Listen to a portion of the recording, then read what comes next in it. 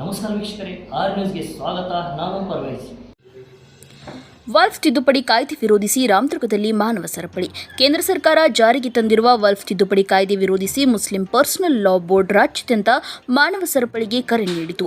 ಆ ಹಿನ್ನೆಲೆಯಲ್ಲಿ ಇಂದು ಬೆಳಗಾವಿ ಜಿಲ್ಲೆ ರಾಮದುರ್ಗ ಪಟ್ಟಣದಲ್ಲಿ ಹಾಗೂ ಮುದುಕವಿ ಗ್ರಾಮದಲ್ಲಿ ಶುಕ್ರವಾರ ಜುಮ್ಮಾ ನಮಾಜ್ನ ನಂತರ ಅಂಜುಮನ್ ಇಸ್ಲಾಂ ಕಮಿಟಿ ಹಾಗೂ ರಾಮದುರ್ಗ ಮುಸ್ಲಿಂ ಸಮುದಾಯದ ವತಿಯಿಂದ ಜಾಮಿಯಾ ಮಸೀದಿಯ ವಿವಿಧ ಮಸೀದಿಗಳ ಮುಂದೆ ಮುಸ್ಲಿಮರು ಮಾನವ ಸರಪಳಿ ನಿರ್ಮಿಸಿ ಪ್ರತಿಭಟಿಸಿದರು.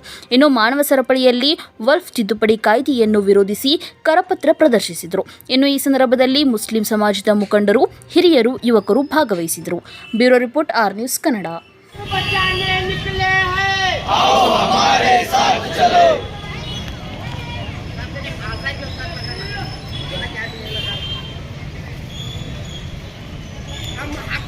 हक हमारे आजादी, हम क्यों ना मांगे आजादी, है हक हमारे आजादी, हम क्यों ना मांगे आजादी, है जान से प्यारी आजादी, है